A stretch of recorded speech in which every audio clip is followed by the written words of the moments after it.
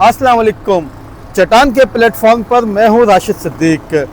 कराची में गैर कानूनी तामीरात का मामला हो, ज़मीनों पर कब्ज़ों का मामला हो, इसकी एक ऐसी दास्तानें हैं जिसकी कोई मिसाल नहीं मिलती। कई अरब रुपए के स्कैंडल सामने आ चुके हैं ज़मीनों पर कब्ज़ों के, और इसके साथ साथ गैर कानूनी तामीरात के हवाले से भी सिंध बिल्डिंग कंट्रोल अथॉरिटी का नाम जो है वो अब किसी से ढका छुपा नहीं। सिंध बिल्डिंग कंट्रोल अथॉरिटी में लाकानूनियत की एक तवील दास्तान है। मंजूर कादिर काका से जो शुरू होती है तो इसहाक खोड़ों पर आकर ख़त्म होती है। इसहाक खोड़ों के बाद कुछ महीनों के लिए जो आर्जी तौर पर डीजी तैनात किए गए थे लियारी में बिल्डिंग के गिरने के बाद, शामिर भुट्टो, तो उनका दौर जो है वह गैर कानूनी तामीरात के लिए एक डरावना ख्वाब समझा जाता है। और इस चंद माह के दौरान सिंध बिल्डिंग कंट्रोल अथॉरिटी के अफसरान ने ये तक कहना शुरू कर दिया था कि अगर शामिर भुट्टो कुछ अरसे मजीद सिंध बिल्डिंग कंट्रोल अथॉरिटी के डीजी तैनात रहे तो वो भूखे मर जाएंगे, क्योंकि अफसरान को लाखों नहीं अब करोड़ों की करप्शन की जो है वो आदत हो चुकी थी। आज मैं बात करूंगा सिंध बिल्डिंग कंट्रोल अथॉरिटी की एक ऐसी करप्शन की कि जिसमें ज़िले इंतज़ामिया भी मुकम्मल तौर पर हिस्सेदार है बिल्डर की। मैं इस वक्त मौजूद हूँ मेन तारिक रोड पर। यह कराची का वो पोश इलाका है जहाँ से तकरीबन तमाम शहरियों का ही गुजरना किसी न किसी मकसद के लिए होता होगा, शॉपिंग के लिए या मुख्तलिफ दफातर में आने जाने के लिए। तो इस वक्त मेरे अक़ब में जो बिल्डिंग दिखाई दे रही है ज़ेर तामीर, ये मेन तारिक रोड पर दिल्ली कोऑपरेटिव सोसाइटी का प्लॉट नंबर 21 और 22 है। इस पर कावानीन की जो खिलाफ वर्जियाँ, धज्जियाँ उड़ाकर जो तामीरात की जा रही हैं उस पर तो हम बाद में बात करेंगे, लेकिन सबसे बड़ा जो अहम तरीन इंकिशाफ आज हम करते चलेंगे वो ये है कि इस बिल्डर ने अभी से तामीरात के दौरान ही फुटपाथ तक को जो है वो घेर कर अपनी तामीरात का हिस्सा बना लिया है। आप देख सकते हैं कि मैं जिस मकाम पर खड़ा हूँ ये तकरीबन 4 से 5 फीट की फुटपाथ है, और जो इस बिल्डिंग के पिलर्स हैं, जो बाहर के पिलर्स हैं, वो इस फुटपाथ की हदूद में आ चुके हैं। इस इलाके के डायरेक्टर हैं नियाज़ लगारी, जो कि कहा जाता है कि इस बिल्डर के जो कि प्लॉट नंबर 21 और 22 पर तामीरात कर रहा है Delhi cooperative society main Tariq road. ये 2 प्लॉट हैं जिसमें से एक प्लॉट पर तो कसीरुल मंजिला इमारत का नक्शा पास करवाया गया है, जबकि दूसरे प्लॉट पर जो है वो पार्किंग के लिए मुख्तस कराकर उसको जो है वो कवानीन में दिखाया गया, लेकिन उस पर भी जो तामीरात होंगी और जो बिल्डर की जानिब से बुकिंगें की जा रही हैं वो एक अलग करप्शन की कहानी है। और तकरीबन अगर इस प्लॉट की अब तक बुकिंग और जो तामीरात के हवाले से देखा जाए तो यकीनन ये करप्शन की कहानी अरबों रुपए तक जाएगी। तो नियाज़ लगारी इस तमाम तरह तामीरात की सरपरस्ती कर रहे हैं। इसहाक खोड़ों के दौर में ये नक्शा पास हुआ और इस नक्शे के पास होने में भी कवानीन की खिलाफ वर्जियाँ की गई। जो मुख्तलिफ इदारों की NOCs होती हैं वो NOCs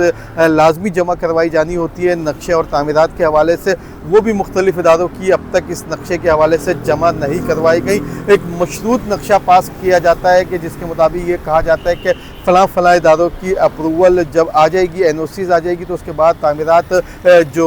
बिल्डर की जानिब से दरख्वास्त दी गई है उसके मुताबिक की जाएंगी। लेकिन कवानीन ये कहते हैं कि जब तक उन इदारों की NOCs जमा ना हो जाए अप्रूवल के लिए तो बिल्डर तामीरात नहीं कर सकता। तो डिस्ट्रिक्ट ईस्ट में ये तामीरात की जा रही है, तो यकीनन डिप्टी कमिश्नर ईस्ट और असिस्टेंट कमिश्नर फ़िरोज़ाबाद, यकीनन ये जो तारिक रोड का इलाका है फ़िरोज़ाबाद की हदूद में आता है, तो असिस्टेंट कमिश्नर फ़िरोज़ाबाद जो है वो उनकी तैनाती इस इलाके में होगी, तो उन पर भी जिम्मेदारी है और उन पर भी उंगलियां उठती हैं कि वो डिप्टी कमिश्नर ईस्ट और असिस्टेंट कमिश्नर ईस्ट को फ़िरोज़ाबाद को भी इस बिल्डर की जानिब से बाकायदा हिस्सा पहुंचाया जा रहा है। ये हम नहीं कह रहे, इस इलाके की आवाम का ये कहना है, जो इस दिल्ली कोऑपरेटिव सोसाइटी के मकीन है उनका ये इल्ज़ाम है, क्योंकि जब फुटपाथ भी घेर ली गई है तो यकीनन डिप्टी कमिश्नर और असिस्टेंट कमिश्नर फ़िरोज़ाबाद भी जो है वो आंखें बंद करके बैठे हैं, तो यकीनन कुछ ना कुछ दाल में काला है। तो सिंध बिल्डिंग कंट्रोल अथॉरिटी के जो डायरेक्टर हैं नियाज़ लगारी, उनके हवाले से एक और चीज़ मैं बताता चलूँ कि जरदारी हाउस जो जहाँ पर पाकिस्तान पीपल्स पार्टी की एक अहम तरीन खातून रहनुमा का सिक्का चलता है, वहाँ पर एक साहब होते हैं गुलाम मुस्तफ़ा लगारी, जो कि रिश्ते में बहुत करीबी हैं नियाज़ लगारी के। और जब भी नियाज़ लगारी पर कोई बुरा वक्त आता है तो नियाज़ लगारी अपने करीबी अजीज़ जो कि भतीजा उनका लगता है गुलाम मुस्तफ़ा लगारी, उनके कदमों में जाकर बैठ जाते हैं और जरदारी हाउस से उस जो भी न्याज लगारी की राह में रुकावट डालने की कोशिश करता है या उसके ख़िलाफ़ एक्शन लेने की कोशिश करता है तो उसको सीट से हटा दिया जाता है। एक ज़राए इस बात की भी तस्दीक करते हैं कि साबिक डीजी शामिर भुट्टो, जिनको कुछ अर्से कबल ही हटाया गया और चंद माह के वो मेहमान थे, उन्होंने न्याज लगारी समेत 10 अफसरान के ख़िलाफ़ इंतहाई सख्त रिपोर्ट बनाई थी। तो साबिक डीजी ने जो इंतहाई सख्त रिपोर्ट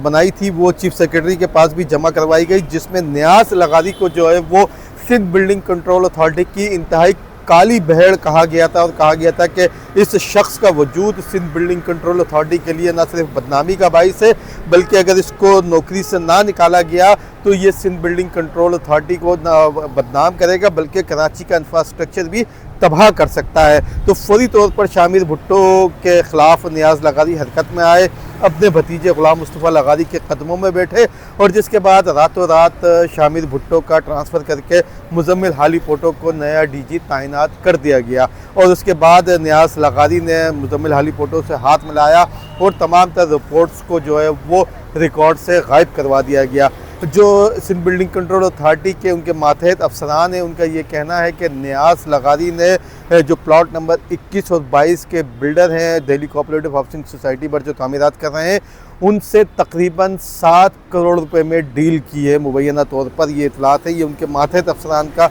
फ़िगर है। यकीनन इसमें 19-20 कुछ हो सकता है, लेकिन ये हतमी फ़िगर भी नहीं है और मुख्तलिफ़ औक़ात में जो है वो तामीरात के दौरान ली जाएगी। और इसमें अच्छा, इसके साथ साथ मैं आपको ये भी बताता चलूँ कि न्याज लगारी जरदारी हाउस में जो उनका भतीजा है, उसकी वजह से इतने बाअसर और ताकतवर हैं कि ग्रेड 18 के ये डिप्टी डायरेक्टर है और ग्रेड 19 की पोस्ट डायरेक्टर की जो इस वक्त होल्ड करते हैं और सिंध बिल्डिंग कंट्रोल अथॉरिटी में इनकी जो तैनाती का सबसे ज़्यादा अरसा है वो भी इसी इलाके का, यानी कि डिस्ट्रिक्ट ईस्ट में जो गुलशन इकबाल, गुलिस्तान जौहर, तारिक रोड, PCHS और जमशेद क्वार्टर के इलाके आते हैं, वहाँ पर इनकी तैनाती रही है। और यहाँ के जितने भी बिल्डर्स हैं जो गैर कानूनी तामीरात करते हैं, चाहे वो फ्लोर की वायलेशन करते हैं, चाहे वो पोर्शन बनाते हो, चाहे वो गैर कानूनी तामीरात करते हैं, उन सब से न्याज लगारी के बड़े करीबी मरासिम हैं। अच्छा, इसके साथ साथ एक और बात बताता चलूँ कि जब इनकी बतौर असिस्टेंट डायरेक्टर ये सिंध बिल्डिंग कंट्रोल अथॉरिटी में भर्ती हुए थे तो उसके बाद लाड़काना में इन्होंने अपना ट्रांसफ़र करवाया था डिपोटेशन पर TMC में। वहाँ के किस्से बड़े मशहूर हैं, लेकिन बासर होने की वजह से उनके ख़िलाफ़ वहाँ कोई कार्रवाई नहीं की गई। वहाँ के जो खाकरोब होते हैं, उनका जो सामान होता है सफाई का, झाड़ू वगैरह, उसको फ़रोख्त करने के साथ साथ वहाँ जो बिजली के बल्ब होते हैं TMCs के लिए जो मुख्तलिफ स्ट्रीट लाइट्स और गलियों में लगाने के लिए दिए जाते हैं सरकार की जानिब से, उन तक की फ़रोख्त का इनके ऊपर इल्ज़ाम आयद किया गया था। इसके अलावा एक पूरी की पूरी तकरीबन जो उस वक्त एंटी करप्शन और NAB की जानिब से तहक़ीक़ात की गई थी, तकरीबन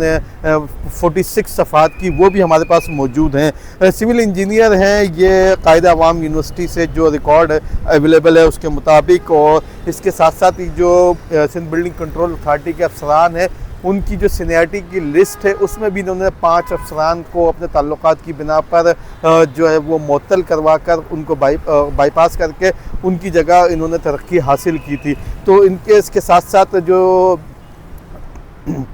साथ साथ जो साबिक DG जो चंद माह के लिए तैनात किए गए थे शामिर भुट्टो और इससे कबल इसाक खोड़ो, उस दौरान जो इन्होंने गैर कानूनी तामीरात के ख़िलाफ़ एक्शन के लिए फ़हरिस्तें बनाई और उनके ख़िलाफ़ एक्शन के लिए टीमें निकलवाई गई, उसकी भी एक तवील दास्तान है कि किस तरीके से किस बिल्डर से कितनी डील करके उन्होंने जो है वो डिमोलिशन के बजाय उसको सील किया और चंद दिन बाद उसको डीसील करके उसके भी पैसे लिए गए। उसके बाद वहाँ पर तामीरात की इजाज़त दी गई। डिस्ट्रिक्ट ईस्ट में इस वक्त तकरीबन 350 से ज़ायद गैर कानूनी तामीरात जो है वो न्याज लगारी की सरपरस्ती में की जा रही है। मुज़म्मिल हाली पोटो को इस हवाले से मुकम्मल तौर पर अब तक इल्म रखा गया है और चूँकि